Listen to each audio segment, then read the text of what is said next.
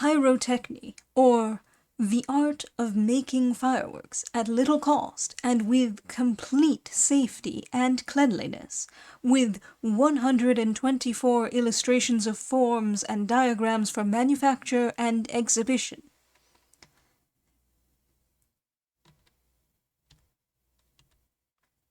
London, Ward, Locke and Tyler, Warwick House, Paternoster Row, E.C. Pyrotechny by Practicus. Prefatory remarks. The art of pyrotechny has, like almost every other art in these days of experiment and research, undergone many processes of change and improvement. In fact, that part of the art which relates especially to the preparation of colored fires may be regarded as entirely new. For not only has the danger which arose from the spontaneously combustible nature of some of the old compositions for this purpose been obviated and removed, but many new colors have also been introduced, principally by foreign artists. And the pyrotechnist is thus enabled to produce new combinations and contrasts, which 20 years ago were altogether unknown. But, notwithstanding all this improvement and progress, it is a remarkable fact that no work has been published in England upon this subject since the year 1830. We have not even kept pace with neighboring nations in this respect, for an excellent work has appeared through the French press entitled Monsieur Chartier sur les feux d'artifice. The book, however, is now out of print, I believe. And there is also a very capital manual of the art in German, Martin Websky's Lustferer Verkehre. It is true that articles have appeared from time to time in encyclopedias and books of that class, but these for the most part have been copied out of one into another, and of all that I have been able to see the best are so condensed as to be, to those uninitiated in the art, simply unintelligible and useless, and to the initiated often very confusing. Moreover, the professional pyrotechnists have thrown no small mystery over their work, and have done a great deal to further the idea that the awful Promethean rites to which they have been admitted are not to be thrown open to ordinary mortals, and I cannot help thinking that they have thus thwarted the very interests which it was to their advantage to forward. Let anyone only inquire of professional photographers whether the practice of their art by amateurs has injured their business, and has not rather increased the demand upon them, and I see no reason why the same should not be the case with pyrotechny, though not, of course, to the same extent, because its study is never likely to become so popular. The fact, then, that no work in English upon this subject has appeared during the last 30 years will, I trust, be regarded as a sufficient apology for the present publication. From its perusal, however, there will be derived nothing new to those who have already acquired a proficiency in the practice of firework making, and, for aught I know, the professional pyrotechnist may even be puzzled by the absence of technical terms. But, on the other hand, I would have it understood that I am not writing with the purpose of describing for the benefit of little boys the mode of making squibs and crackers, nor am I going to tire my reader's patience, nor to consume my own time, by drawing up a historical account of the pyrotechnic art in its successive stages. Nor is it my intention to enter into abstract and abstruse discussions upon the mathematical proportions proper for the artist's tools and apparatus. nor to trace, as has been so frequently done, the true and lineal pedigree of gunpowder. My object is simply this, to furnish, for those who are unacquainted with the subject, such information as shall put them in the way of providing at any time for family parties, or school treats, an exhibition of fireworks, capable of affording an hour's real amusement to any number of people. I say to any number of people, because it costs no more to exhibit such a display to 100 than to 10, and because I believe that it is difficult to find the person who would rather not see a good exhibition of fireworks, or who would stigmatize the hour spent in looking at them as slow. It is evident that the public demand for exhibitions of this kind is greater and more widely spread than it was, and is still on the increase. And the only wonder is that, under these circumstances, no more practical system of pyrotechny should have appeared through the press. I am not saying that this work will supply the want that many have experienced, for it will be entirely elementary. But I hope at some future time to bring out a more advanced and extensive work, should I discover that anything worth calling an interest in my subject is abroad. This work, however, will be thoroughly practical, and that with the special object of showing how exhibitions may be provided at a little cost.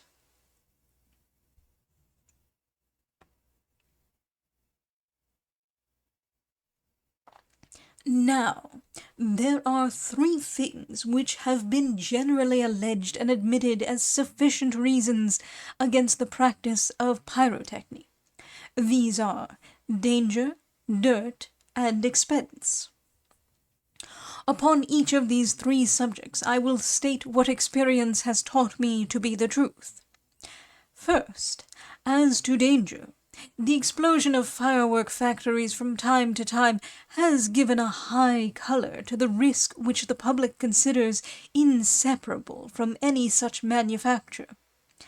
Some time ago I had the curiosity to inquire as far as I could into the cause of these large explosions, and in no one instance could I discover that the accident arose from anything but carelessness on the part of workmen, or some wilful and unwarrantable defiance of danger. And I am quite convinced that danger depends far more upon the operator himself than upon the materials used in his work. A barrel of gunpowder is not the thing one would choose for a seat while smoking a cigar or toasting a muffin. But be it remembered that there is no more danger to be apprehended from this barrel of gunpowder, when properly handled, than from a barrel of beer. And then, gunpowder is a material which the amateur will need only in very small quantities, being used far less than is generally supposed, and being only employed to give projective force or to make reports. Meal powder, which is gunpowder in the state of dust and not in grains, is extensively used, but is in itself perfectly safe. Of course, one can set fire to the one as easily as to the other, but why need it be dangerous on this account? There is nothing easier than to make the practice of pyrotechny dangerous, but, at the same time, it is not only possible, but very easy to manufacture fireworks without danger. Now, as to the dirtiness of the work. It is generally believed that the making of fireworks renders cleanliness in the operator impossible, and is destructive of clothes on that account. Now, I maintain that cleanliness and dirt, as well as safety and danger, are mainly dependent upon the person, and not upon his work. He can fairly be called dirty only if he is never clean, or if he makes himself unnecessarily dirty. And so with the pyrotechnist. While handling such things as charcoal, he does not expect his hands to be white, but he need not handle charcoal as if with the purpose of making his hands black. Everyone must have observed how some people, in whatever they are engaged, in whatever they undertake, will do their work cleanly and neatly, while others can do nothing without making a mess. I myself have made the principal part of several exhibitions of fireworks, have mixed all the compositions, have done everything, in fact, except the actual ramming of the compositions into the cases, in my own sitting room, which, I flatter myself, is as clean and tidy a room as one need wish to live in. And were it not for the presence of the boxes in which I keep my tools, etc., etc., no one, 10 minutes after my work is over, would know what I had been about. This, however, I have only done for want of accommodation, for I would much prefer working in some outhouse or room given up to the purpose, where my apparatus would be less out of place as furniture, and where, instead of having to get out all my things afresh every time, I could resume my work exactly at the point where I had left it. For by this means a great saving of time would be effected. I would also strongly recommend to the beginner the use of an apron, and some holland sleeves to fasten tightly round the wrist and extend above the elbow, for many of the compositions employed are of a subtle and dusty nature, and will penetrate the clothes until the operator becomes accustomed to use them in such a way as shall not make them troublesome in this respect. I know, however, on the best possible authority, namely that of experience, that fireworks can be made without detriment to clothes and without violation of cleanliness. Expense now, in the third place, remains to be considered. It is, perhaps, not generally borne in mind that the reason why fireworks are expensive to purchase is that they take time to manufacture. The brown paper of which the cases are made, and the compositions with which they are filled, are of little value as compared with the time of the workmen employed. Now, one supposes that if firework making is adopted as an amusement, there is sufficient spare time for its practice. But the amateur must not suppose that he can become proficient without some small outlay at the first. His tools and apparatus will cost him something, but when once procured they will enable him to make 20 exhibitions as well as one. And he will do well to bear in mind that if he will purchase such things of the persons whom I am about to recommend, he will incur no unnecessary expense. He should also know what to order, and he will find that if he confine himself, as far as possible, to the manufacture of one useful size of each kind of firework, he will greatly diminish the number of tools necessary for making and filling his cases. Much expense will also be avoided by his purchasing the necessary chemicals, not in the smallest quantities procurable, this being the most uneconomical mode of purchase. I have avoided the employment of any of those costly preparations which have of late become known to the pyrotechnist, and are employed principally in the compositions for producing coloured fires. Not, however, from any wish to ignore their excellence, but because I have been able to produce without them effects which I have always been satisfied.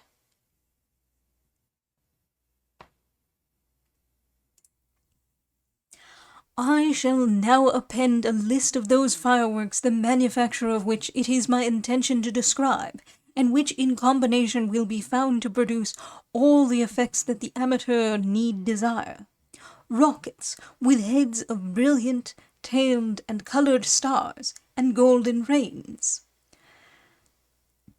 Roman candles with brilliant blue, green, yellow, and red stars. Gerbes and jets of brilliant, Chinese, and common wheels of various devices, horizontal and vertical, plain and illuminated. Bengal white and coloured slow fires for illumination. lances, white and colored, for making up devices, such as names, crests, mottos, wreaths, etc., etc. Tourbillons, plain and brilliant. Chinese flyers of different kinds. Mines of serpents and crackers. Brilliant suns, single and double, fixed and revolving. Port fires for lighting exhibition pieces, etc. The pieces which I have enumerated above will furnish all the necessary elements of an excellent display, and I have no hesitation in saying that by careful attention to my directions, all these pieces may be successfully made. I shall recommend nothing but what has been found to succeed constantly in my hands, and may, I am sure, be made to answer in the hands of others. I entirely disclaim, however, any attempt to describe the modes of manufacture adopted by the professional pyrotechnists. I know nothing of the secrets of their trade, nor have I any desire to acquaint myself with them.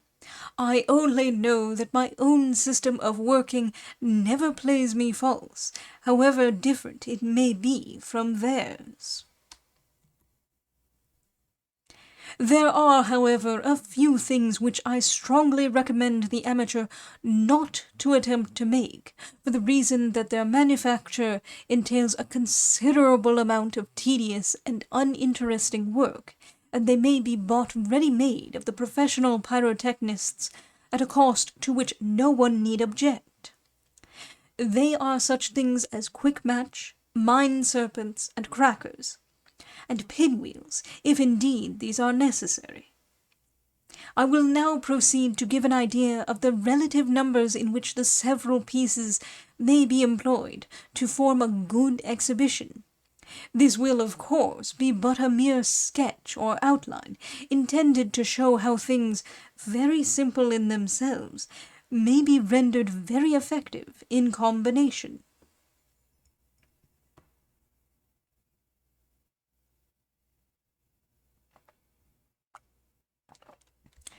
Ten rockets. 3 of these with heads of brilliant stars, 3 with tailed stars, 2 with colored stars, and 2 with golden rains. 10 Roman candles. 6 of these to throw brilliant stars, and 4 colored stars. 12 wheel cases, 3 to make a single triangle wheel, 4 to turn an illuminated vertical wheel, and 5 to turn a horizontal mine wheel. 3 tourbillons, 2 plain and 1 brilliant. A Prince of Wales feather, consisting of 3 brilliant jets. A bouquet of Chinese gerbes. 2 white Bengal fires, 2 green and 2 red fires. 2 cracker and 2 serpent mines. And for a finale, some small device executed in lances, which shall change into a 5 or 8-pointed brilliant star or sun, accompanied with Roman candles, and a mine either of serpents or crackers. This is the kind of exhibition which my papers are intended to enable the amateur to make. The above list will be found to contain no lack of variety, which, in my opinion, is the great point to be kept in view. In order that the reader of these papers may find no difficulty or hindrance in the way of his putting my directions into practice, I shall state farther on where all the materials, chemicals, tools, etc., etc., which he will require can be purchased ready for use, of a kind and quality that I recommend, and at a reasonable price.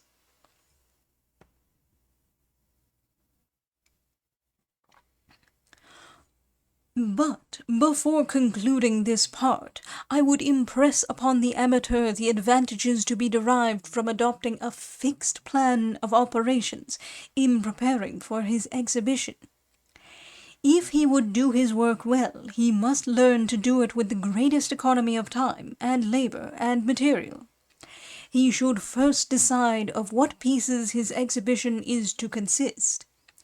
Next, he should get all his cases made, and remember that these are not to be used until they are thoroughly dry, and that the more gradually and naturally they are allowed to dry, the better they will be for his purpose.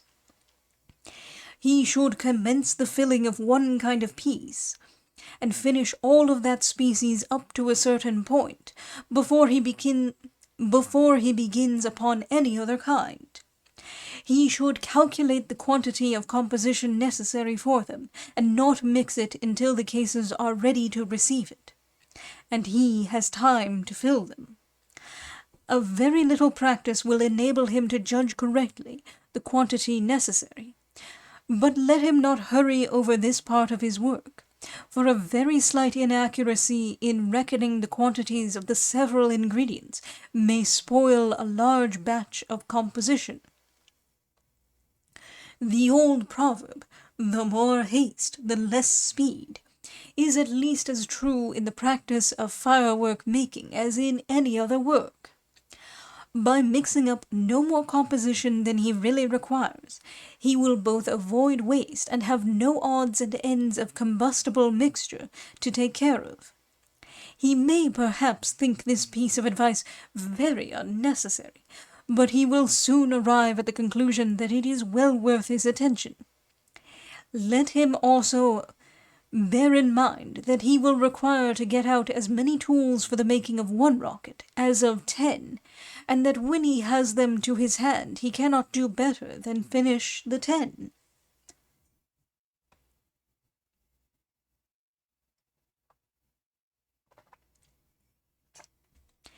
It is not, of course, to be expected that the amateur will at first fall naturally into the most easy and convenient methods of working, but every additional hour's practice will furnish some new experience, and he will soon discover that those operations, which at one time he considered the most troublesome and difficult, can be successfully performed in some very simple manner. He must never go to work under the idea that there is but one way of carrying out his plans. The exercise of a little thought on his part will generally unfold to him ways and means of accomplishing his object satisfactorily and with ease. It is always best for each operator to establish his own mode of working, and not always to attempt to carry out details of manipulation which he sees described, under the impression that what is thus recommended is the way.